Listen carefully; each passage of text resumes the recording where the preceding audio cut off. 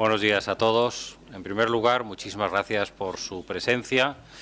Hoy es un día muy importante para la universidad, para la Universidad Pontificia Comillas, pues de recibir, bueno, a todos ustedes, por supuesto, a Monseñor Bernardino Azá y a todos los miembros de Julius Baer que han hecho, bueno, BEA, que es como se pronuncia en alemán, que significa oso, han hecho posible este evento.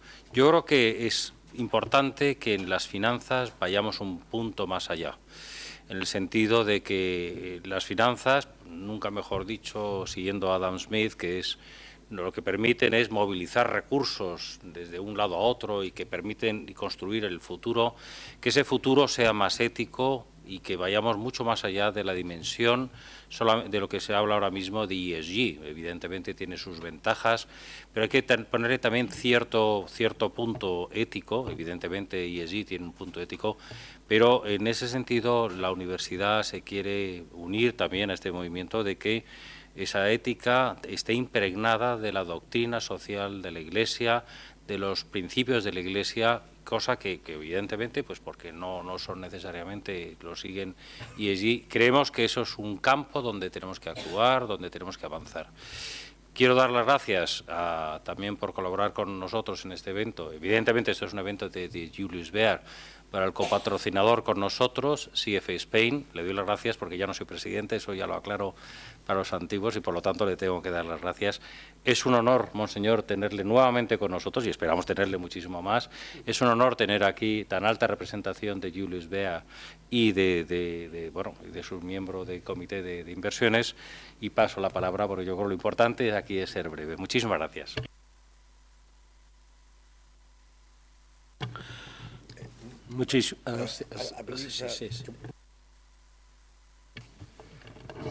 Sí, yo no voy a ser breve porque creo que entonces estaríamos rompiendo una costumbre española de meter un pestiño extraordinario a la audiencia, ¿no?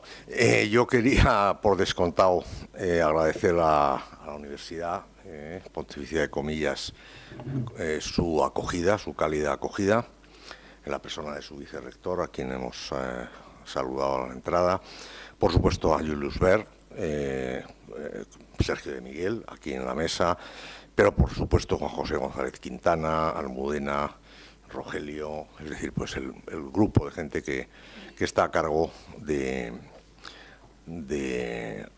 fondo.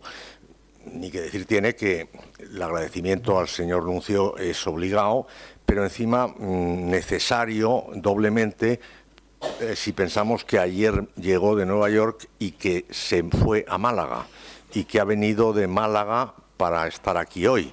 Por lo tanto, el esfuerzo es considerable. Habrá gente, mi nombre actual es Antonio Camuñas, digo porque no descarto cambiarlo en algún momento,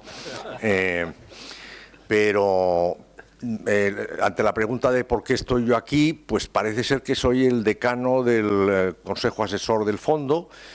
Últimamente soy cada vez más decano de más cosas, cuando siempre he sido el joven espabilado que se enteraba de todo y tal y cual.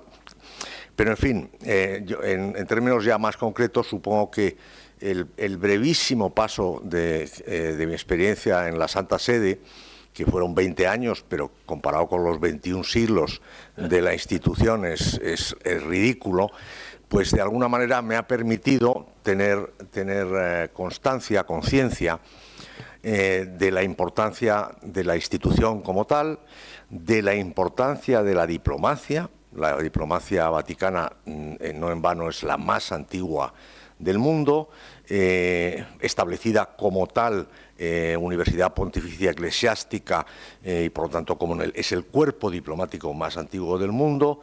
Los nuncios ocupan un lugar preeminente en muchísimas de las acciones internacionales de todo tipo, por supuesto también y primariamente cuidar las relaciones con el Estado ante el cual están acreditados. Pero hay figuras absolutamente fantásticas que han sido diplomáticos. La mayoría de la gente sabe que Pío XII lo fue por su relación, por su paso por la nunciatura en Múnich, pero menos gente sabe que que Juan XXIII también era diplomático e incluso que Pablo VI era diplomático. Y de las labores de los nuncios se podrían contar tantas cosas porque han sido tan determinantes en momentos tan decisivos. A mí me encanta la anécdota del nuncio precisamente en Berlín, de Cesare Orseno, que permaneció en Berlín tras la liberación, pero en el Berlín ocupado por las cuatro potencias. Y entonces, eso causaba muy poca satisfacción en la zona soviética. Y en esa zona se encontró con el nuncio, el representante de la Unión Soviética, y muy descaradamente le dijo ante qué Estado representa el nuncio. Y el nuncio respondió: ante su majestad la miseria humana, lo cual es tremendo, pero a la vez maravilloso por la implicación que tiene de la presencia de la Iglesia en todas las circunstancias y en todo momento. El nuncio, que tiene una carrera larga que ahora vamos a pasar a reseñar, nos va a hablar de la Agenda 2030. Una agenda que en el mundo actual de trazo grueso y sin matices, muchísima gente piensa que la Iglesia, la Santa Sede, abraza de manera completa y absoluta. Eso no es así, y no lo ha sido así desde el primer momento, pero no se traslada a la ciudadanía. Y hay que hacer un recuerdo para ver también que esto no es solo ahora. Es decir, Pío XII impulsa de manera importante la Declaración Universal de Derechos Humanos después de la Guerra Mundial, cuyos puntos no podían estar más dotados de idealismo, de buena fe, de cosas que parecerían irreprochables, porque ¿quién no va a estar a favor de la paz? ¿Quién no va a estar a favor contra la pobreza, a favor de la educación, etcétera, etcétera? Y pronto se vio en las distintas conferencias sobre la familia, sobre la mujer, en los últimos años de manera extraordinariamente marcada. Yo recuerdo Mary Ann Glendon, que fue embajadora de Estados Unidos ante la Santa Sede, pero además había participado como miembro de la delegación norteamericana, por ejemplo, en la conferencia del 95 en Beijing, cuando verdaderamente se quedan sorprendidos de la tremenda fuerza que tenían las delegaciones europeas para no mencionar al matrimonio en su papel de elemento fundamental y natural de la sociedad, no mencionar, se negaba la libertad de conciencia, no mencionar a la mujer, salvo si era para resaltar los aspectos negativos que implicaba ser madre, que implicaba conciliar una actividad profesional, con todo lo que tuviera que... y por supuesto los derechos de los padres. Es decir, que ya desde muy al principio la capacidad humana por hacer un mal uso de la terminología, incluso por retorcer el sentido de las cosas, pues lo estamos viendo constantemente, pero no es un fenómeno nuevo, viene desde muy antiguo, y yo creo que en eso el nuncio nos va a poder ser de extraordinaria ayuda. Todos sabemos que la Iglesia se involucra y estudia con muchísimo interés todas las iniciativas de índole internacional que son fruto del momento. Y la Agenda 2030 lo era. Pero aquí tenemos que pasar, obviamente, a los matices y las clarificaciones.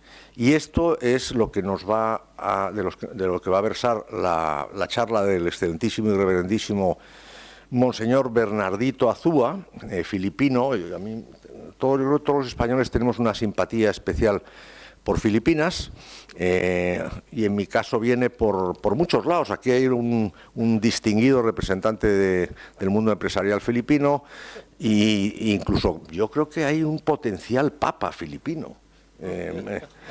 en la figura del cardenal Tagle, o sea que Filipinas va a seguir estando en el mapa por unas otras cosas. Monseñor Azúa nació en Filipinas, en Talibón, fue ordenado sacerdote en el 85, nació en el 59, tenemos la misma edad. Yo creo que estoy peor yo. Es doctor en teología, licenciado en filosofía y derecho canónico y máster en ciencia de la educación. Es decir, una formación sólida propia de alguien destacado en el mundo eclesiástico.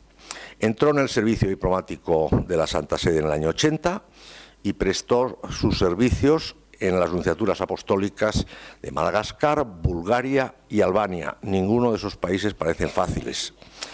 En la sección para las relaciones internacionales con los Estados, de la Secretaría de Estado, yo no sé si coincidiría con el cardenal Torán. Fue mi boss durante Claro, de mí no fue el boss, pero era un sabio de tal categoría que yo recuerdo sus... divertido también. Sí, y muy refinado, era un tipo extraordinario. Pues él entra en la Secretaría de Estado de Relaciones con los Estados y luego es nombrado representante permanente ante Naciones Unidas y otra cosa más, en la Organización de Estados Americanos también, ¿no? En la OEA. Posteriormente fue nombrado nuncio apostólico en Haití, que es precisamente el año en el que es consagrado arzobispo en la Basílica de San Pedro. Y en el 2014, yo me he saltado algo mal, me he saltado una línea, y porque ya de Naciones... Sí, que fueron 2 veces, de ahí viene la confusión. Entonces, desde octubre del 19, o sea, estuvo desde el 14 hasta el 19 en Naciones Unidas, y desde octubre del 19 es nuncio apostólico de su santidad en España y en Andorra. Y como buen eclesiástico y diplomático, pues nos habla unas cuantas lenguas, ¿no? Inglés, francés, italiano, español, cebuano y obviamente tagalog. Muchísimas gracias y ahora sí que yo creo que puede ilustrarnos a la audiencia. Señor nuncio. Bueno, muchas gracias, coetáneo. Entonces agradezco a las familias y a la Banco Julius Baer por organizar esta conferencia. Sí que podría ser una conferencia muy larga, vamos a ver si será. No he visto 50 minutos, pero espero hablar menos, porque me gustaría tratar el tema en 2 partes, más o menos, sobre todo, pero 3 temas interconectados, podemos decir: la Agenda 2030, la doctrina social de la Iglesia y las finanzas éticas. Entonces, podría ser un tema bastante complicado, pero voy a buscar hacer la cosa un poquito más brevemente. Entonces, acepto esta conferencia. Gracias. Acepto la invitación a pronunciar esta conferencia, también como en mi condición de nuncio apostólico de su santidad el Papa Francisco en España. Y transmito a todos los presentes su saludo afectuoso y su bendición apostólica. En el contexto del objetivo de esta conferencia, como advertencia, quiero decirles que es claro, creo que mis reflexiones sobre la Agenda 2030 no pueden ser apreciaciones de un sacerdote, de un obispo, de un representante del Santo Padre, y podría ser también importante de uno que personalmente tuvo el papel de jefe de la delegación de la Santa Sede a todas las negociaciones, no solamente sobre la Agenda 2030, sino también del Acuerdo de París, de la Conferencia Internacional de Finanzas para el Desarrollo Sostenible, etcétera, etcétera.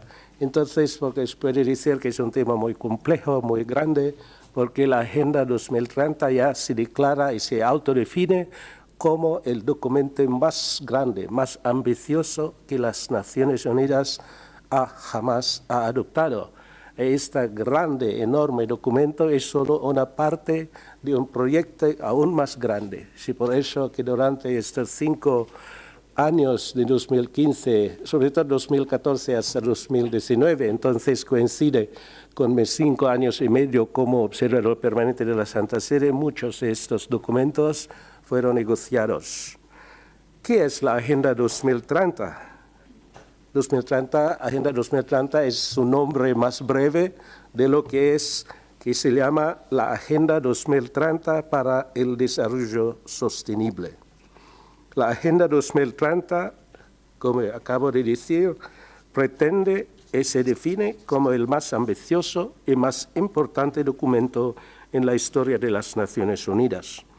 En efecto, nunca hasta entonces se había comprometido los líderes del mundo, porque fue adoptado en la cumbre, podría ser la cumbre más grande que también las Naciones Unidas ha organizado, en el 25 de septiembre de 2015. También podemos decir más grande porque hubo la participación personal del Santo Padre. Entonces, es una agenda muy importante para los países porque la mayoría de los jefes de Estado, presidentes y de los presidentes de gobierno, todos fueron presentes. Esta agenda tiene como su lema que nadie se quedará atrás. Además, la Agenda 2030 es como una culminación de al menos 2 décadas de debates, desde la cumbre mundial sobre el desarrollo social en Copenhague en 95 hasta la cumbre de Nueva York en septiembre de 2015. Así, la Agenda 2030 fue adoptado. Durante su primer aniversario, la Santa Sede emitió una nota de observación después de un año, podemos decir, de evaluación sobre la Agenda 2030.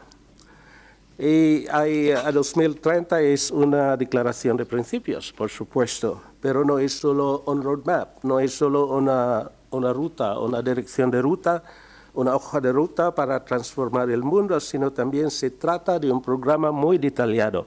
Es por eso que la Agenda 2030 tiene, como ustedes ya saben, 17 objetivos, 169 metas, cientos de criterios, podemos decir, criterios para la implementación, cientos de otros criterios para la evaluación de la implementación y muchos otros criterios como obtener la financiación de todos estos objetivos y metas.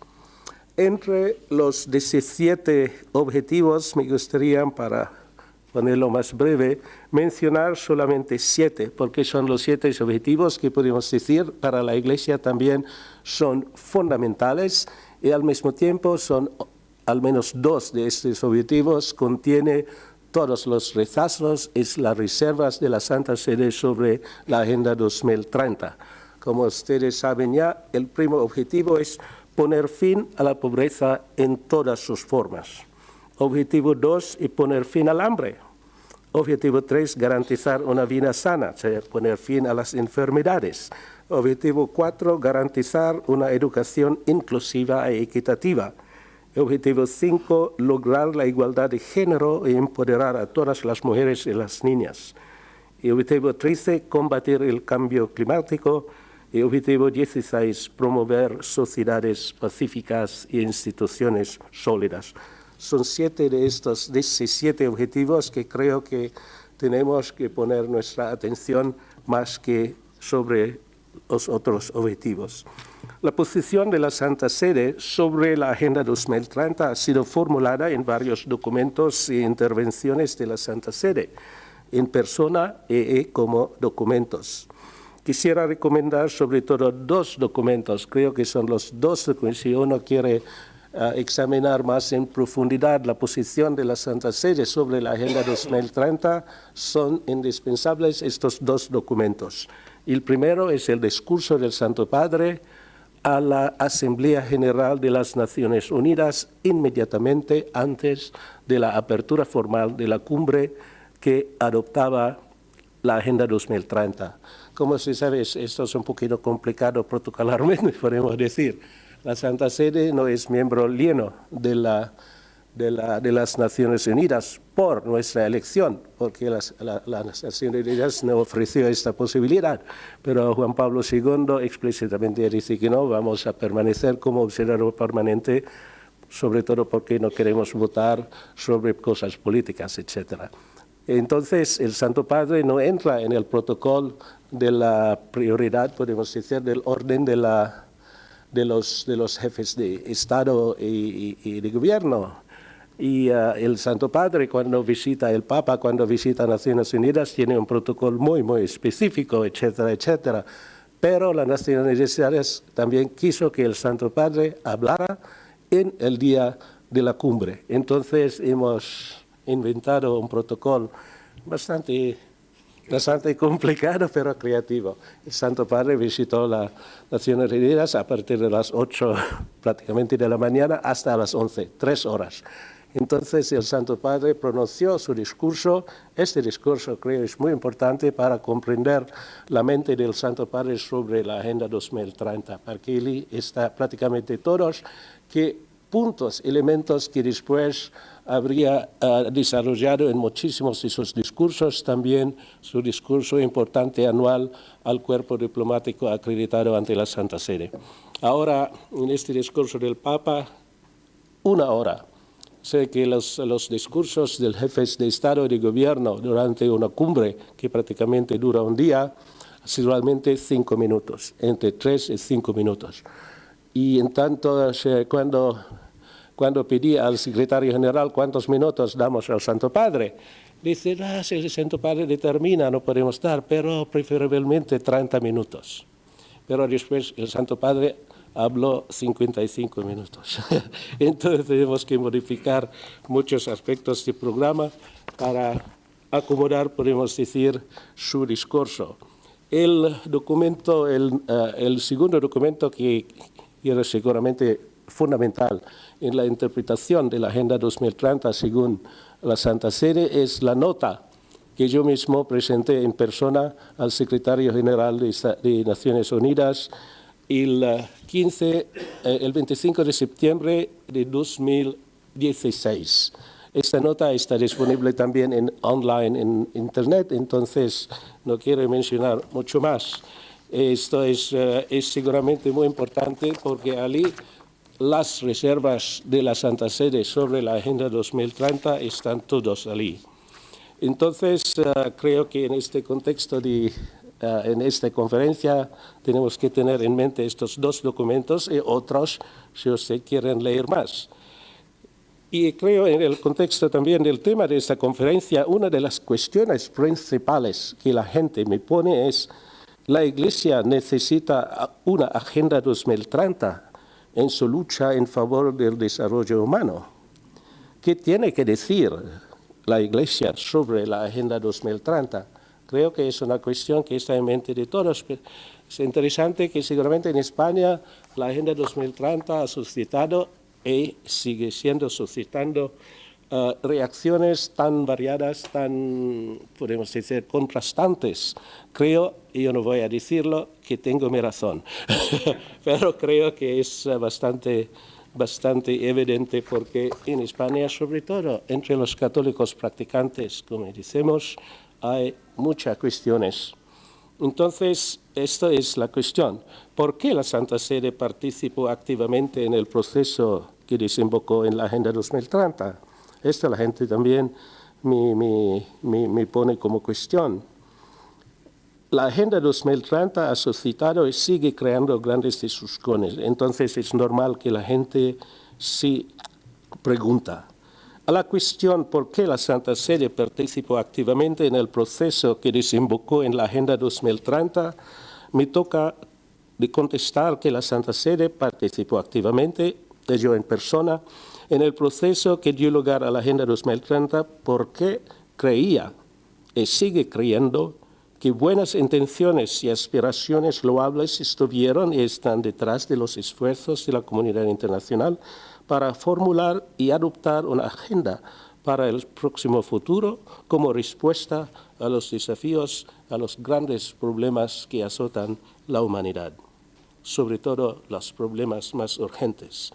Además, no olvidamos que la Santa Sede siempre ha participado y sigue participando muy activamente en la vida internacional.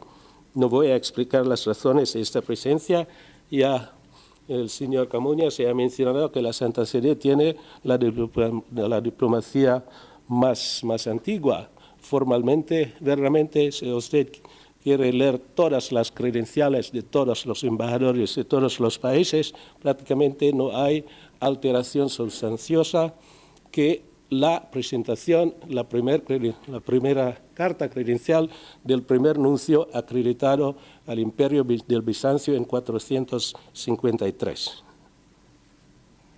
1600 más años. Entonces también las letras credenciales, cartas credenciales de los nuncios, verdaderamente no hay muchas alteraciones sustanciales que esta primera carta credencial. Esto es para decir que, por supuesto, la presencia de la Iglesia en la vida social de la humanidad, podemos decir que dura, no podemos decir hasta la fundación de la Iglesia, pero por lo menos podemos decir, a comenzar por lo menos después del Edicto de Milán, del 312, cuando el cristianismo diviene una religión de libre ejercicio. Podemos decir, la liberación del ejercicio del cristianismo empezó, por supuesto, con Constantino, cuando todavía Constantino no tenía control de todo el imperio. Entonces, podemos decir que el primer papa de este periodo, Silvestro I, ya tuvo muchas dificultades con el emperador. Por sí, esto es ya un ejemplo cómo esta colaboración, no solamente con la comunidad internacional, sino con todas las autoridades políticas, ha sido siempre allí en la vida de la Iglesia. Si vamos mucho más adelante, podemos solamente citar la célebre frase de apertura de la Constitución Pastoral de la Iglesia, del conciliar, la Gaudium Spes, donde se dice muy famoso que los gozos y las esperanzas, las tristezas y las angustias de los hombres de nuestro tiempo, sobre todo de los pobres y de cuantos sufren, son a la vez gozos y esperanzas, tristezas y angustias de los discípulos de Cristo. Nada hay verdaderamente humano que no encuentre eco en su corazón, y la Iglesia por ello se siente íntima y realmente solidaria del género humano y de su historia, etc. Y dice que todo lo que llevamos dicho sobre la dignidad de la persona, sobre la comunidad humana, sobre el sentido profundo de la actividad del hombre, constituye el fundamento por qué la Iglesia está presente en la sociedad, está presente en el mundo. Es también la base para el diálogo de la Iglesia con el mundo, con la sociedad. Además, en el transcurso de su historia, en particular los últimos 100 años, desde la encíclica Rerum Novarum a los últimos pronunciamientos del Santo Padre, la Iglesia nunca ha renunciado, según la expresión del mismo León XIII, cuando publicó la primera encíclica, carta encíclica Rerum Novarum sobre las nuevas cosas. Dice Papa León XIII que la palabra dice que la Iglesia no ha renunciado, no renuncia y además renunciará a decir la palabra que le corresponde acerca de las cuestiones de la vida social. Continuando con la Rerum Novarum, los papas han publicado encíclicas sociales para actualizar y enriquecer cada vez más la doctrina social de la Iglesia. Son etapas fundamentales de la evolución de la enseñanza social de la Iglesia. Por su parte, numerosos obispos en todas las partes del mundo han contribuido a profundizar la doctrina social de la Iglesia. Lo mismo han dicho muchos estudiosos, eclesiásticos y laicos en todos los continentes, e incluso, por supuesto, todas las universidades pontificias en el mundo, como Comillas y como mi alma mater, Santo Tomás de Manila. En español. Todos mis profesores en español. Entonces, no voy a mencionar muchísimas cosas, solamente últimamente, durante mi presidencia de 5 años, como observador permanente de la Santa Sede ante las Naciones Unidas en Nueva York. Han sido concluidos documentos realmente importantes y gracias también a la inspiración del Papa. En efecto, las negociaciones que invocó a la Agenda 2030 se instaló prácticamente casi sin mover porque países importantes no eran de acuerdo. Ya éramos ya casi un mes de extra time, como se dice, de tiempo suplementario de las negociaciones. Y salió, y el Papa publicó Laudato Si, que fue un suceso, podemos decir un éxito. Entonces fue considerado como un empuje a concluir las negociaciones. Es por eso también que las Naciones verdaderamente quiso que el Santo Padre fuera presente en el día de la adopción de 2030. Y también Laudato Si, por supuesto, era el documento estrella durante las negociaciones en París por el Acuerdo de París las 2 primeras semanas de diciembre del mismo año. Entonces podemos decir estas cosas. Hay el nuevo tratado de la prohibición de las armas nucleares que fue negociado en 2016-17 y concluido ahora está en vigor. La inspiración detrás de ese tratado es también la Santa Sede, una carta del Papa a los países no aliados que fue adoptado como el espíritu de presentar 4 resoluciones contra el para el desarme, contra el armamentos y gracias a estas resoluciones que invocaron al tratado. Entonces también la Santa Sede, porque es alfabético, fue el segundo Estado, podemos decir, que firmó e inmediatamente ratificó el tratado. Estos son solo algunos de ejemplos, podemos decir, de la presencia de la Santa Sede para decir que la presencia y la participación de la Santa Sede en las negociaciones que invocó a la Agenda 2030 no era una cosa aislada, era una práctica y praxis de la Santa Sede. Entonces, esto es, y podemos decir, en respuesta a la cuestión por qué la Santa Sede participó activamente en las negociaciones para la Agenda 2030. La segunda cuestión que muy frecuentemente la gente también me pone es ¿qué importancia atribuye la Santa Sede a la Agenda 2030? Podría ser que esto es también una cuestión más pesada, más importante. A lo largo de las negociaciones, la Santa Sede presentó puntualmente sus posturas, sus rechazos, sus dudas, así como su nota de reservas en el momento de la adopción de la Agenda 2030. Además, con ocasión del primer aniversario de la adopción de la Agenda 2030, la Santa Sede concedió su importancia a la Agenda 2030, siempre al mismo tiempo ilustrando las razones por las que no acepta algunas posiciones, sobre todo algunos términos de la Agenda 2030. El Papa Francisco, en su discurso ante la Asamblea General el día de la adopción del documento, el 25 de septiembre de 2015, describió la Agenda 2030 como una importante señal de esperanza. Una esperanza, dice, que se realizará si la Agenda se implementa de manera verdadera, justa y efectiva. A lo largo de las negociaciones, la Santa Sede empujaba que la Agenda 2030 fuera sostenida y animada por un principio fundamental que nosotros siempre empujaron y llevamos, por supuesto, campaña ante las otras negociaciones. Este principio fundamental de que el hombre es principal responsable, el actor protagonista del propio desarrollo. Creo que este principio fundamental está presente en varias partes de la Agenda 2030. Podemos decir que solo gracias a la Santa Sede, sino también en nuestras delegaciones amigas. El Santo Padre también subrayó en su discurso a la Asamblea General. Decía el Santo Padre, para que estos hombres y mujeres concretos puedan escapar de la pobreza extrema, hay que permitirles ser dignos actores de su propio destino. El desarrollo humano integral y el pleno ejercicio de la dignidad humana no pueden ser impuestos. Esto es muy, muy clave en el pensamiento del Santo Padre. Deben ser edificados y desplegados para cada uno, por cada familia, en comunión con los demás. En resumen, la Santa Sede atribuye importancia a la Agenda 2030 porque las preocupaciones en ella formuladas reflejan la doctrina social de la Iglesia para un desarrollo humano integral, pero restando su firme rechazo de algunos puntos, en particular términos de la Agenda 2030 que la Santa Sede y la Iglesia Católica no puede aceptar, como voy a ilustrar después brevemente.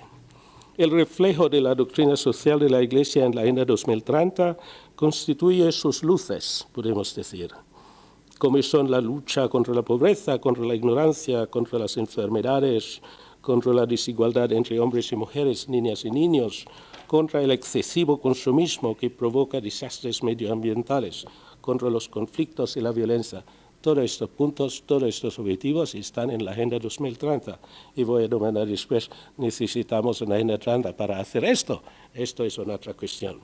Como se dice en italiano, un altro paio di maniche. Entonces, la Santa Sede es muy consciente de una fuerte e insistente presión de convertir a la Agenda 2030 como un programa ideológico, especialmente de parte de algunos estados y organizaciones no gubernamentales que tienen agendas muy claras y una selección muy explícita cuáles son, según su política y según su ideología, los objetivos y las metas que van a financiar. Esto es también la cuestión de dinero es muy importante. Todavía esto no anonada o no cancela el hecho que los objetivos de la Agenda 2030, vistos e implementados según la doctrina social de la Iglesia, son también formulaciones de la misma doctrina social de la Iglesia. Quizá sean formulaciones más neutrales, siendo un documento adoptado por los Estados miembros de las Naciones Unidas y con términos no aceptables a la doctrina social de la Iglesia. Creo que hay que reconocer que la Agenda 2030 sea un compromiso político significativo para ayudar y alentar el desarrollo humano. Como se dice en las sedes de organizaciones internacionales, en las negociaciones, una delegación no puede obtener todo lo que quiere. En el aula de negociaciones informales e intergubernamentales hay de todo, delegaciones de gobiernos democráticos, de todos los tipos de democracia, podemos decir, dictatoriales, militares, teóricos, teocráticos, autocráticos, teológicos, podemos decir teocráticos, sí, como claramente algunos países musulmanes, de gobiernos muy conservadores, muy liberales, etcétera, etcétera. Creo que el hecho que los objetivos y la gran parte de las metas no solo son aceptables, sino también expresiones de la doctrina social de la Iglesia. Eso nos invita a trabajar con estados y otras instituciones para realizar los objetivos que a nosotros son prioridades, como la lucha a la pobreza, al hambre, etcétera, etcétera. Y, ¿por qué no?, aprovechar también de las ocasiones en colaborar con otros para dar a conocer a más gente, a más instituciones, la posición de la Iglesia sobre la Agenda 2030. Eso nos utilizamos, realmente esto es muy importante en los niveles locales o nacionales. Otra cuestión que se pone entre los católicos es la Santa Sede ha sido explícita en formular su posición sobre los puntos que no aceptan de la Agenda 2030. La respuesta es afirmativa. La Santa Sede ha dado a conocer explícitamente sus rechazos y reservas. En esta nota se dice las reservas de la Santa Sede, porque en los acuerdos internacionales, documentos internacionales, se dice reservas, no obstante que son verdaderamente rechazos, porque reservas refiere a todo el documento, uno acepta el documento, pero explícita sus rechazos, y hay también reservas cuando no son reservas que no son explícitamente rechazos, etcétera, etcétera. Entonces quisiera mencionar algunos ejemplos que ilustran y demuestran que la Santa Sede ha sido explícita delante y de frente a otras delegaciones, de frente a los Estados miembros de Estados Unidos, de sus reservas y rechazos. Primera, la Santa Sede cree que los objetivos son apreciables y buenos, unos más fundamentales que otros, fundamentales como la erradicación de la pobreza o del hambre, o el cuidado del planeta, pero con demasiados objetivos. En muchos de nuestros discursos durante las negociaciones hemos pedido que sean reducidos, especialmente para evitar más diferencias entre estados y entre también las ideologías de cada estado. Pero sí que creo que es importante, creo, para ser objetivos, tener en mente que la Agenda 2030 no es la primera vez que la ONU ha hecho este tipo de documento. Fue sobre todo los objetivos del milenio 2010, entonces con aplicación de 2000 hasta 2015. Sí, por eso el 2030 es su aplicación desde es 15 años. 2015, cuando fue adoptada, hasta 2030. Hasta cada 3 años, al mínimo, hay una serie de evaluaciones. Podemos decir que lástima que seguramente las evaluaciones son negativas, pero si uno quiere indicar también cosas positivas, hay también. Pero seguramente los objetivos más fundamentales no hemos tenido éxito. Entonces la Santa Sede habría querido menos objetivos para ser más focalizados, más centrados la atención y sobre todo no tenemos dinero para todos estos objetivos. Entonces vamos a identificar los objetivos que verdaderamente son las más necesarias para la gran mayoría de la humanidad. Claramente el objetivo 1 es bien, luchar a la pobreza, pero el objetivo del milenio, los 8, el milenio los objetivos del milenio tenía solamente 8 objetivos. El primero prácticamente son iguales, los 8 también están aquí en 2030, pero la formulación era menos ambiciosa. El objetivo no era poner fin a la pobreza extrema. Esto fue la formulación del objetivo 1 de objetivos de milenio. Entonces fue muy aceptado, eso porque, por supuesto, sabemos que la pobreza tout court es muy vago y se debería quizás definir como esto. Y no todas las formas de pobreza son inhumanas, degradantes, podemos decir.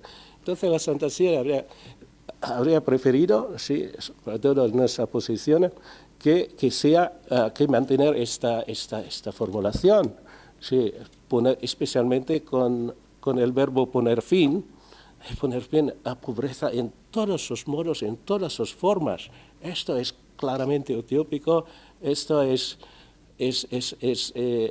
fuente de ¿cómo se dice?, de desilusión, es fuente de desánimo más que un empujo a luchar contra la pobreza extrema, porque es claramente también hasta la Banca Mundial, el Fondo Monetario Internacional, habrían preferido mantener la palabra extrema, pobreza extrema, porque es más realista, entonces las metas son más claras, sabemos exactamente cosa es la pobreza extrema. Pero sí, por ejemplo, las Naciones eran muy inebriadas de los éxitos del milenio, de los objetivos del milenio, que gracias sobre todo en África a la Iglesia Católica, que los resultados positivos han sido muy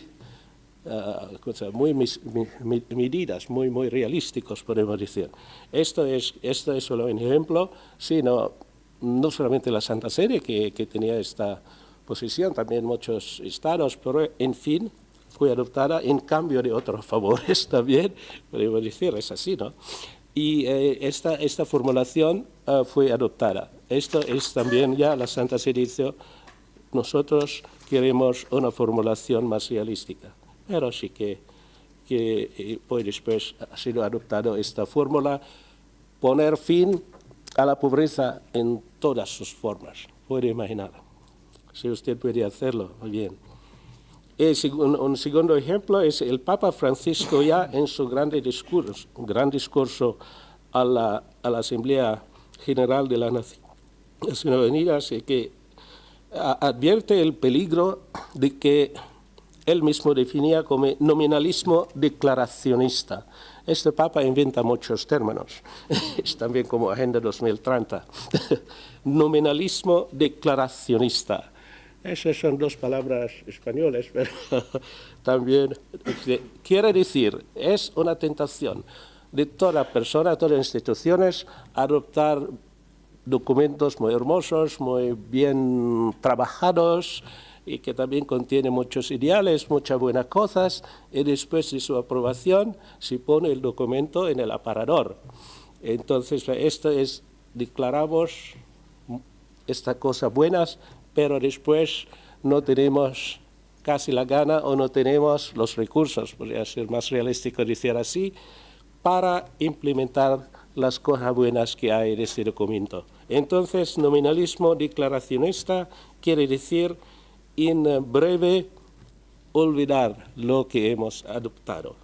Esto es también ya la crítica de la Santa Sede sobre cómo la Agenda 2030 ha sido también implementada después.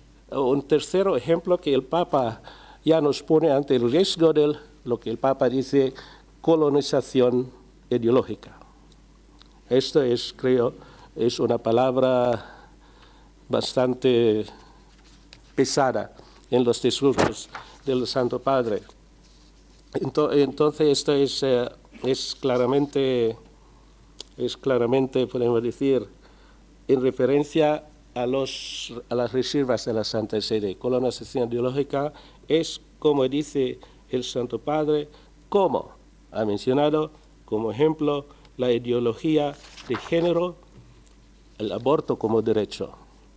El Santo Padre dijo a la Asamblea General en aquella ocasión, sin el reconocimiento de unos límites éticos naturales insalvables, corre el riesgo de convertirse en un espejismo inalcanzable, o peor aún, en palabras vacías que sirven de excusa para cualquier abuso y corrupción o para promover una colonización ideológica a través de la imposición de modelos e estilos de vida anómalos, extraños a la identidad de los pueblos y, en último término, irresponsables. Este Papa ha referido el año pasado en su discurso al cuerpo diplomático acreditado a la Santa Sede en el mes de enero, entonces ya un poquito más de un año. Estas palabras del Santo Padre creo que son realmente explícitas y me gustaría leer un minuto. El Papa dice a los embajadores, existe el riesgo de una deriva que asume cada vez más el rostro de un totalitarismo ideológico que promueve la intolerancia respecto al que no se adhiere a supuestas posiciones de progreso ultravirulente, que en realidad parecen conducir más bien a un retroceso general de la humanidad, al violar la libertad de pensamiento y de conciencia.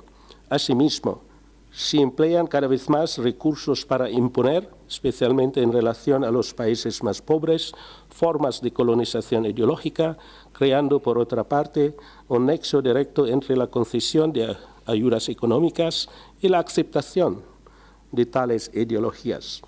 Eso ha agotado el debate interno de las organizaciones internacionales, impidiendo intercambios fructuosos y propiciando a menudo la tentación de afrontar las cuestiones de manera autónoma y, en consecuencia, sobre la base de relaciones de fuerza. En los últimos tiempos, los diversos foros internacionales han visto un aumento de la polarización y de los intentos de imponer una sola forma de pensar.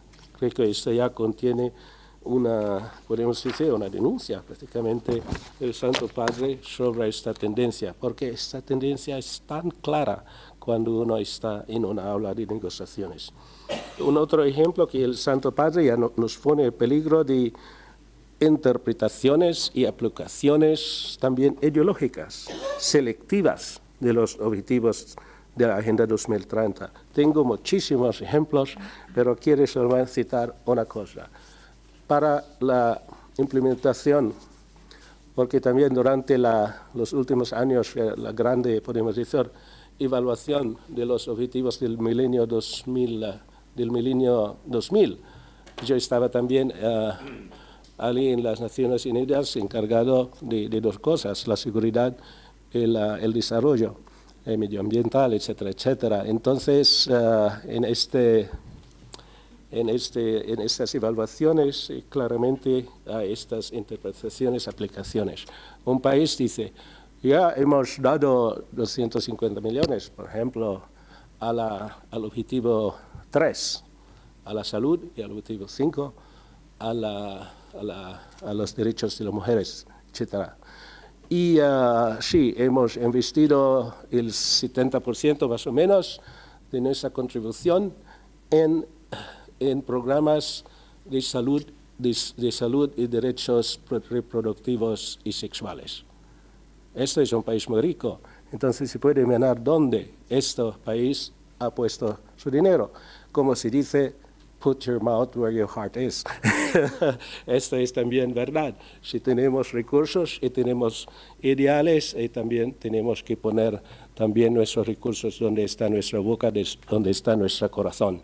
Ese es seguramente uno de los paradojas del desarrollo internacional, porque los que tienen dinero tienen sus objetivos y sus ideologías que quieren imponer a los demás. Porque para ellos, por ejemplo, ¿por qué poner 75% de sus recursos para controlar la población en África o en otras partes? Porque hay el principio fundamental para ellos que la población, el número de hijos, es un obstáculo al desarrollo. Esto es claro. Entonces, solamente yo voy a dejar allí. Solamente hay muchísimos ejemplos. El último ejemplo, el último punto que quiero tocar, es que la Santa Sede ha dado entonces posiciones de rechazo y de reservas. Y hay, sobre todo, como ya también he mencionado, hay dos objetivos que contienen metas explícitamente que la Santa Sede no acepta, no ha aceptado, no aceptará y no aceptará. Por ejemplo, la cuestión del objetivo sobre la salud y la cuestión sobre la lucha para la igualdad de género y de los niños y de las niñas, etc. Hay muchísimas metas allí. Y una de las metas, 3 veces, hay la meta de la promoción y de la aplicación de la salud y derechos reproductivos y sexuales. ¿Qué quiere decir esto? Esto, usted ha mencionado la gran conferencia sobre el desarrollo en Cairo en 94 y sobre todo la cuarta conferencia sobre la mujer de Beijing en 1995. En Cairo fue adoptado por la primera vez el término salud reproductiva y sexual. Esto en 94, los americanos con Hillary Clinton, etcétera, etcétera. Pero que querían también, por supuesto, introducir aborto como un derecho. Y gracias a la Santa Sede y sus amigos, esto no pasó. El año siguiente, en Beijing, en la plataforma de acción de Beijing, fue esta campaña, podemos decir, empujó un grado más este término. Entonces, también en Beijing fue adoptado el término salud y derechos reproductivos y sexuales. Y los que proponían esto quiere decir que aborto es un derecho reproductivo y sexual de la mujer. Y gracias a la oposición de la Santa Sede y de unos países, no voy a mencionar los países que en aquel tiempo eran nuestros amigos, porque después eran nuestros enemigos terribles sobre esta cuestión, sobre todo de unos países de América Latina. Y entonces la Santa Sede, sobre todo algunos países decisivos, pudieron obtener una nota a pie de este término, explícitamente diciendo que la salud y derechos reproductivos y sexuales excluye o no incluye el aborto. Entonces esto es, lo menos era sí, creo que un logro importante, porque la intención era introducir este término para introducir el aborto como derecho. Pero en la aplicación de la plataforma de Beijing, los países que quieren interpretar según ellos que este término incluye el aborto, ya individualmente. No obstante que como cuerpo, como comunidad internacional, adoptaron este documento, etcétera, etcétera. Entonces son cosas que, ¿cómo se dice? Cosas que pasan, pero es también la tragedia, la tristeza de estos documentos que después un país interpreta y aplica, selecciona los objetivos, las metas que quieren promover. Entonces, solo un ejemplo, último, los ejemplos de los términos que la Santa Sede absolutamente, explícitamente rechaza. Esto sí, el primer término es, por supuesto, el género. Esto lo sabemos ya, ¿qué cosa quiere decir? Que la clave, podemos decir, de la posición de la Santa Sede es que el género tiene su base biológica, masculino y femenino, y que lo que le trae la Santa Sede, que el género es una construcción social, es una construcción personal. Uno tiene derecho de pensar que este es mi género hoy, mañana en otra, etcétera, etcétera. Esto es la Santa Sede, entonces quiere que el género, en su, como se dice, en su interpretación más clásica también, es que tiene su base biológica, más masculino y femenino. Esto que seguramente otros países rechazan. Un otro término importante para la Santa Sede es, por supuesto, ya he mencionado, el término de salud y derechos reproductivos y sexuales. La Santa Sede repite siempre, reitera lo que ha dicho, lo que se dice, lo que se adoptó en Beijing como excluyente de aborto. El tercero, son más palabras un poquito menos importantes para nosotros. El objetivo 5 dice que empoderar las mujeres y empoderar las niñas.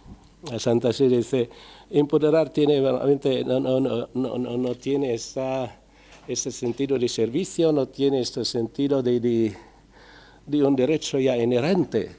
Empoderar quiere decir dar más derechos, que empoderar tiene una sensación, tiene un sentido de lucha. Entonces la Santa Sede preferimos la palabra promocionar, porque sabemos ya que todos estos derechos existen, la igualdad entre el hombre y la mujer, entre el niño y la niña, etc. Entonces, habría sido mejor, dice la Santa Sede, que en vez de empoderar, que es realmente empoderar. Los términos tienen todos sus orígenes en las discusiones internacionales. ¿Cómo está empoderar? Empoderar es absolutamente una palabra que tuvo o que ha tenido sus orígenes en las luchas, podemos decir, en las luchas entre hombres y mujeres, en las luchas ideológicas, como la palabra sostenible. Sostenible absolutamente no es una nueva palabra, solamente absolutamente la evolución es un poquito sostenible. Fue una palabra utilizada mucho en los años 60 en la lucha contra la población, contra el nacimiento. Basta pensar al libro de Paul Ehrlich, The Population Bomb.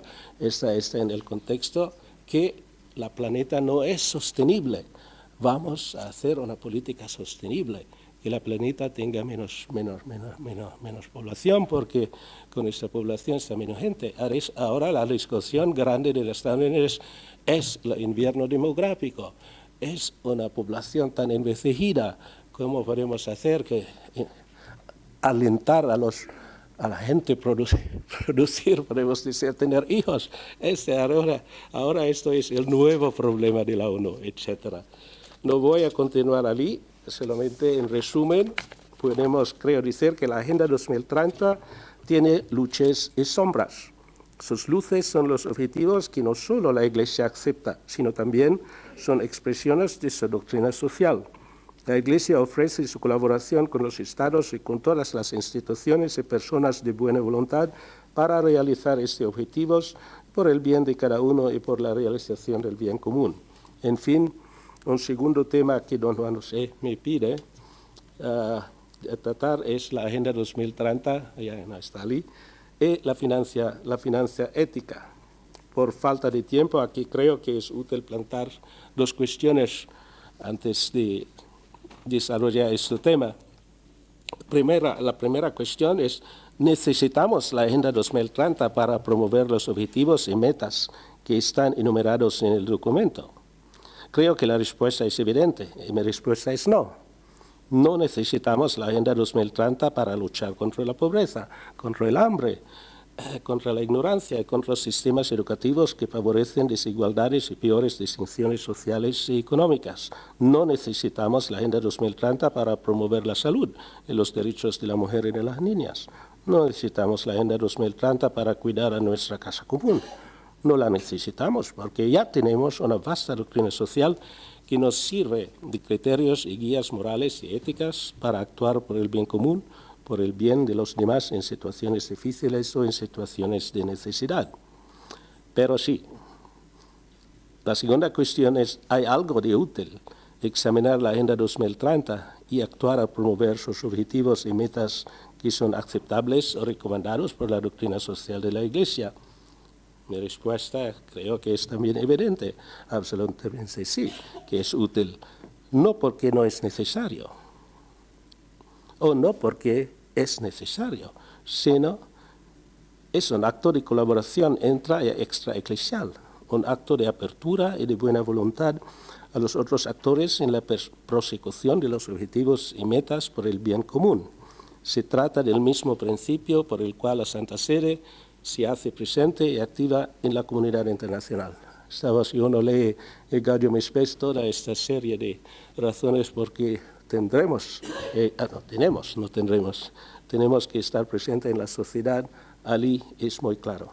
Por eso creo que invertir según los principios y criterios de una finanza ética, según la doctrina social de la Iglesia, en algunos de los objetivos y metas que se hallan en la Agenda 2030 es legítimo.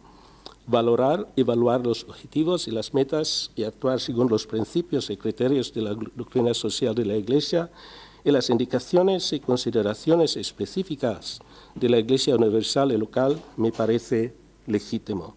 En línea general, entonces, en todo lo que de la Agenda 2030, que son de la doctrina social, y según sus criterios y pensamientos, podrían ser considerados como digno de la finanza ética. No voy a poner a prueba vuestra paciencia y repetir las cosas que ya conocéis, pero creo que podría ser útil recordar que los que buscan oportunidades de investir en proyectos de finanza ética buscan criterios. Los criterios son de varias categorías, creo, y hasta, podríamos decir, categorías de claridad. Me permito mencionar 3 grupos de criterios. Esto es solamente mi reflexión, porque todo esto creo que tenemos sobre todo Gaudium et Spes, tenemos el compendio de la doctrina social de la Iglesia, tenemos las notas de la doctrina de la fe, tenemos todos los criterios de la Conferencia Episcopal Americana, también lo de la Conferencia Episcopal Española. En todos los rincones, podemos decir, nosotros podemos buscar y podemos aliar estos principios y categorías por los que podemos decir que nuestra inversión es ética. Entonces, primero, el primer grupo de criterios, creo, eso es también, puedo decir que durante mi estancia en Nueva York, también yo era presidente de una fundación, entonces cada 6 meses el Consejo de Administración se reúne para ver dónde está nuestro dinero. Entonces, nuestro stockbroker era Fidelity. Entonces, cada 6 meses uno de Fidelity viene, pues, esta es donde está vuestro dinero. Entonces uno estaba durmiendo un poquito porque estaba viajando desde Roma, entonces acaba de llegar. Entonces dice lo de Fidelity, esta farmacéutica ya no tenemos nuestro dinero aquí porque esta farmacéutica ahora produce pastillas abortivas. Esto seguramente aborto es con la Iglesia, vuestra fundación contra el aborto. Eso que estaba durmiendo, dice, aborto no.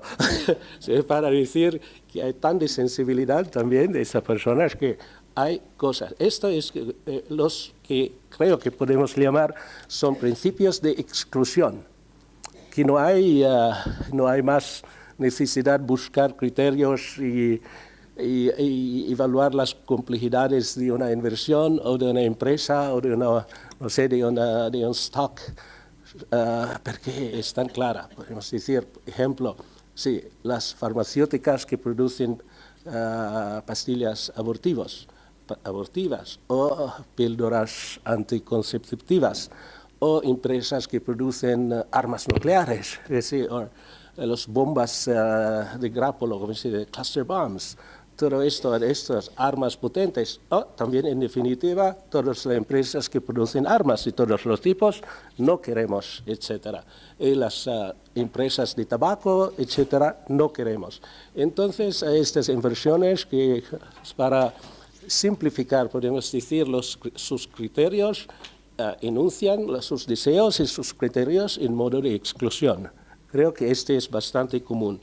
Un segundo un segundo grupo, podemos decir, de categorías o de criterios, grupo de criterios de claridad, podemos decir que hay proyectos que implican principios de peligros que no son tan evidentes y que en principio son proyectos que se pueden excluir automáticamente por sus productos.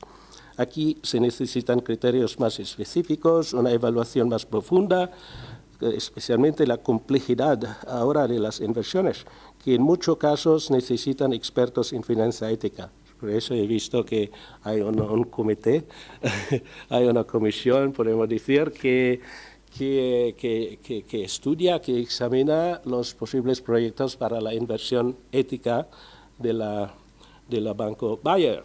Esto es necesario en estas cosas más complicadas. Sí, el principio de exclusión es bastante fácil. No necesitaría uno decir, sí, esto produce bombas. Es claramente eso. Pero hay muchísimos proyectos complejos, entonces necesita una comisión de expertos para estudiar. Por ejemplo, el peligro de una empresa que de sí misma es neutral y con productos generales, no sé, sabón o shampoo, todas las cosas. El peligro de una empresa que es en sí misma es neutral, con productos generales, pero que maltratan a sus empleados, por ejemplo, o es injusta en la distribución de los beneficios del trabajo de los trabajadores. Un ejemplo es, yo conozco muchas empresas en Filipinas, por ejemplo, también de mi puesto, no voy a mencionar, que la ley permite, por ejemplo, que se asumen empleados y no pagar ninguna cuota social, ninguna cuota para jubilación o para la salud o para no sé qué, para la enfermedad, etcétera, si este empleado trabaja solamente 6 meses. Entonces, libre de todos los cargos sociales. Y entonces esta empresa sí emplea 200 jóvenes para sus grandes tiendas y después de 6 meses cambia despide estos 200 jóvenes y toman otros 200 jóvenes y después se reciclan. Entonces, esto sí, que vende pescado, que vende sabón, que yo compro, etcétera, etcétera. Pero conociendo esta acción de una empresa que por sí misma es neutral, esto es absolutamente no ético, pero necesita un estudio más aprofundizado, podemos decir. El alto riesgo en este campo es dar absoluta prioridad al rendimiento del capital a daño de los trabajadores. Eso que ha sido siempre un fondo fundamental, una razón fundamental del nacimiento, podemos decir, de la primera carta encíclica de Honorar, es exactamente esto, la cuestión del trabajo en la edad de industrialización, que los trabajadores no recibían lo que debían con su trabajo. Entonces, priorizar la ganancia y ignorar y ser injusto o injusta a una empresa, a sus trabajadores. Creo que este segundo grupo es aún más complejo cuando tratamos de finanzas.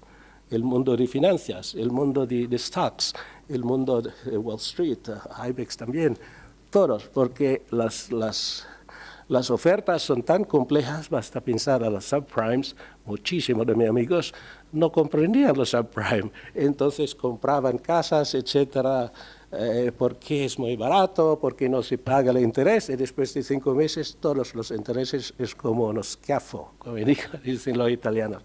Esos son ejemplos que necesitan expertos para comprender. Y también, sí, hay muchísimas securitizing, etcétera, etcétera. Todas estas cosas son muy complejas para una monja que invierte, o para una congregación religiosa que quiere invertir con finanza ética. Ellas no tienen tiempo para estudiar esto, tampoco la formación. Entonces, una comisión que sinceramente puede ofrecer a ellas todos los criterios necesarios y comprender estas posibilidades de inversión es necesario. Un tercero o último grupo de estos criterios creo que podemos clasificar como como criterios positivos. Esto es realmente para los expertos, podemos decir, en general. Son inversores muy individuales, también empresas como una banca, que tienen criterios y principios claros de finanza ética y buscan ellos mismos oportunidades de inversión con estos criterios. Por ejemplo, solo un ejemplo, uno que valora mucho empresas de tipo cooperativas o empresas de microcrédito o finanzas públicas accesibles a personas y familias con menos medios económicos. Este tipo de crédito está muy bien en países que sufren mucho de un invierno demográfico, en particular en países en Europa, cuando es una política de Estado. ¿Cómo vamos a ayudar las parejas, los matrimonios jóvenes para dar esa posibilidad, no solamente posibilidad, para alentar a tener hijos? Entonces, que el Estado inviste. Yo no voy a promover a Víctor Orbán, soy neutral, como ustedes podéis investir en mí porque soy neutral, pero políticamente no somos más neutrales también políticamente. Pero para decir, un programa que da hasta, como ejemplo, 100.000 euros para familias jóvenes que necesitan casas, que el gobierno puede prestar 100.000 euros con interés bajos, solamente para ayudar a esas familias. Pero el gobierno gana, porque esto es el principio de finanza ética, no es caridad.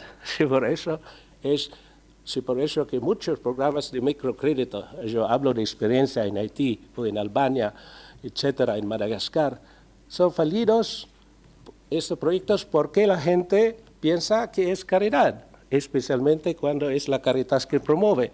Caritas Suisse, por ejemplo, tenía un enorme programa de microcrédito en Haití. Ahora no hay más, porque la gente no paga. ¿Por qué pagar? Esta es Caritas Suisse. Y también ahora la CRS, la Caritas Internacional Americana, es en la misma posición. Y también honestamente no pueden pagar, porque por supuesto, son deudores pobres y a veces abrir una pequeña tienda al lado de la carretera no es una garantía de éxito. Entonces también hay realmente situaciones también muy sencillas que sí que no pueden pagar.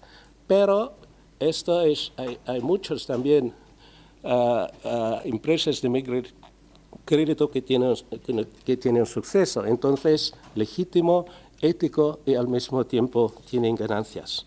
Entonces, en breve, la finanza ética ofrece oportunidades de inversión en empresas que crean valores por medios moralmente lícitos y favorecen una movilización de los capitales para generar una circularidad virtuosa de riqueza.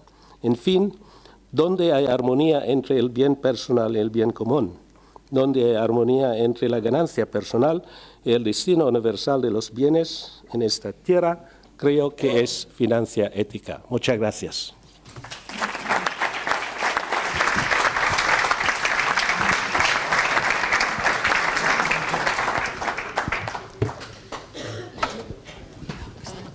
entiendo que vamos a dar paso a preguntas y respuestas, por lo tanto, anímense. Siempre conferencias largas para que no haya tiempo para cuestiones. ¿Cuál es el término con el que se siente cómoda la Santa Sede, el Santo Padre, en este empoderamiento? Es la promoción. En esta nota usted puede ver que la Santa Sede, en vez de empoderar, prefiere promover.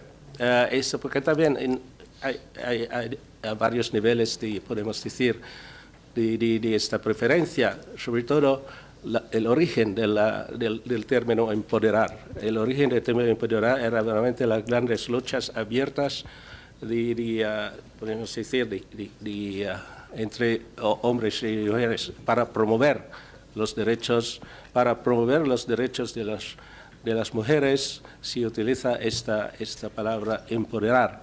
Entonces, para la Santa Sede, que por supuesto conoce la evolución de los términos, sé que preferimos promover, porque no es crear derechos tampoco, sobre todo promover estos derechos que se realizan. Sí. Muchísimas gracias. Gracias. Santo Padre. Gracias. Gracias, Señor.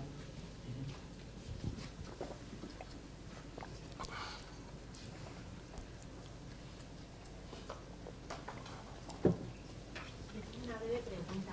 Has hecho mucho hincapié en que, sobre todo en política de inversiones... Ay, muchas gracias. Buenos días. Mi nombre es Soraya Benguerrach. Encantada y muchísimas gracias por la conferencia. Ha sido muy interesante. Mi pregunta es en relación a la terminología dentro de las carteras, las finanzas éticas, incluso sobre todo en referencia a los principios de exclusión. Creo que también sería muy positivo poder incluir el término de principios de inclusión, sí, para promover, como bien has dicho, sí, de tuteo. Prácticamente esto es el tercer grupo, podemos decir. Yo habría podido utilizar este término de grupos de criterios de inclusión, entonces son criterios positivos. Sí, por ejemplo, buscar lo que sí. Intentar por esa línea promover muchos de los valores que a lo mejor pueden tener sentido, ¿no? Sí. Vale, pues esa era mi pregunta. No, muchas gracias. Gracias a esto, porque sí, uno puede absolutamente también utilizar los principios de inclusión, porque sí, por supuesto, uno que busca, uno que sabe, uno que se dedica completamente a este trabajo, podemos decir, realmente utiliza más los principios de inclusión, los de principios positivos más que de exclusión. O sea, los que utilizan sobre todo la exclusión, que tiene también ideas muy, muy claras de cosas, de empresas, de stocks que no quieren. Esto es por eso que es también más fácil para ellos. Pero sí, la complejidad, por supuesto, hay mucho campos gris. Sí, por eso que por supuesto, es muy importante, no necesariamente una comisión, pero uno que de la empresa de inversiones pueda verdaderamente dar consejos a esta persona, porque el segundo grupo, podemos decir, los grupos complejos que tienen riesgos, pero en principio son empresas neutrales. Pero hay que estudiar más, hay que ver más qué hacen con el medio ambiente. Por ejemplo, hay sobre todo el sabón es contaminante, o las pinturas. Esto ya tengo mucha experiencia de las pinturas, de la lucha de productores de pinturas, de tintes, de productores de tintes en un país que yo no voy a mencionar, que contaminaba todo un río donde la gente vivía. Y entonces, es una cuestión, me parece que una cuestión producir tintes bien, especialmente para los pintores, para los que producen ropa, pero al mismo tiempo no se puede investir en una cosa que está contaminando todo un río donde la vida en la cual la vida de la población depende. Entonces, estos son ya, podemos decir, razonar más.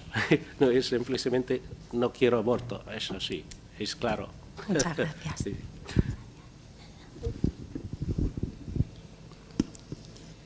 Una otra cuestión para usted, señor.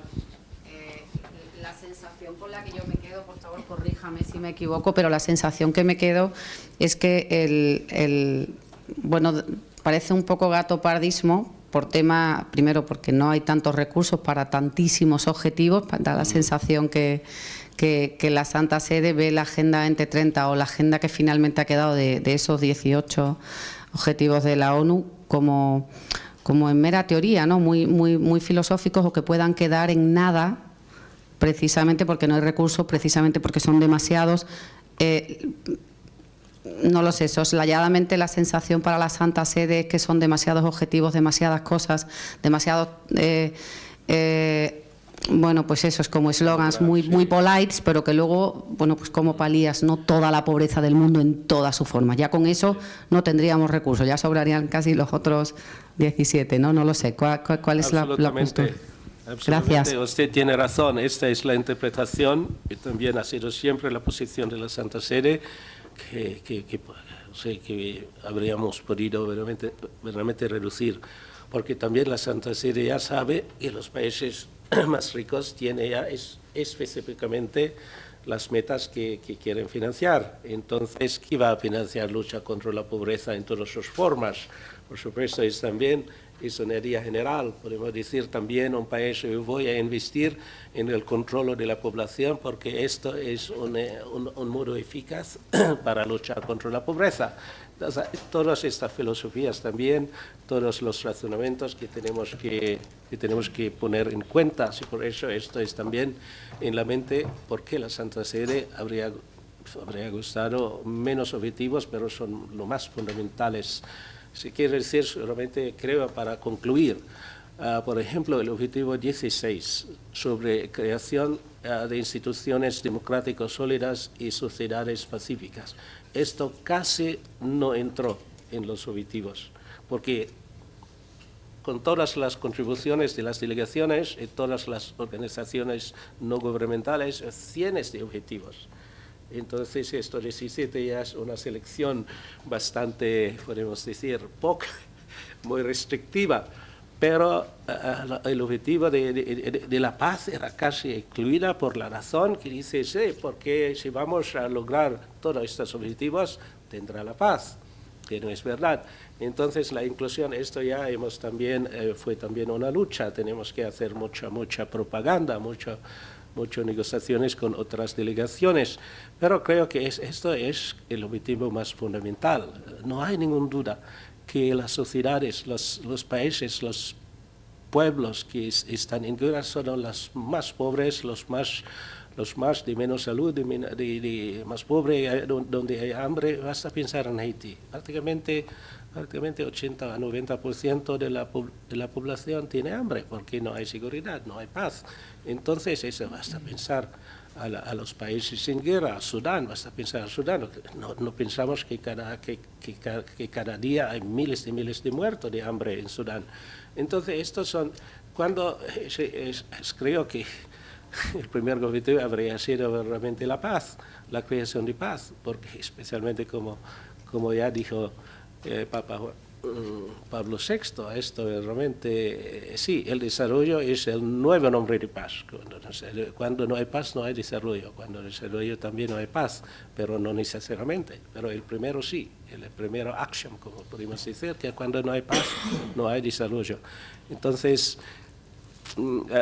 seguramente la causa principal que estamos muy lejos de los objetivos que se prefijan con esta agenda es que hay muchas guerras. Esto me recuerdo, creo que voy a concluir con esto porque tengo 2 minutos antes de las 14.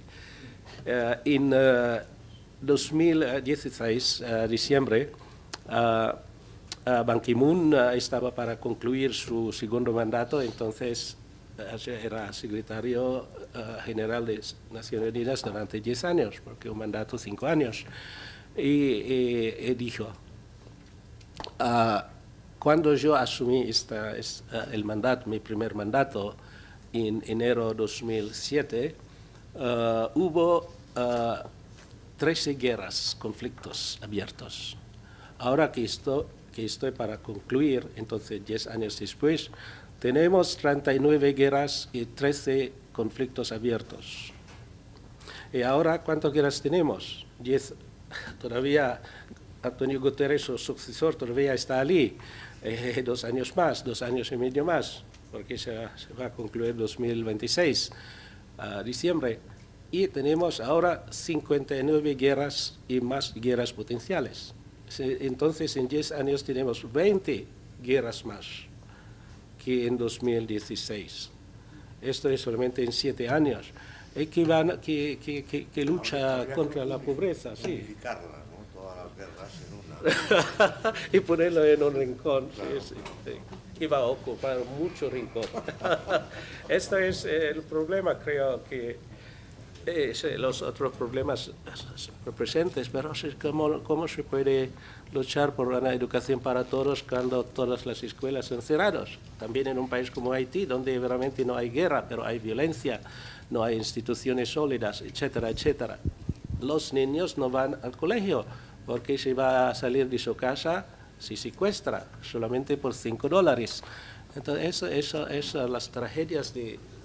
Sí, muy buenos principios, aceptamos y también nosotros luchamos por esto, pero hay realmente estas circunstancias realmente fuera de nuestro control, como se dice. Gracias. Muchas gracias, señora.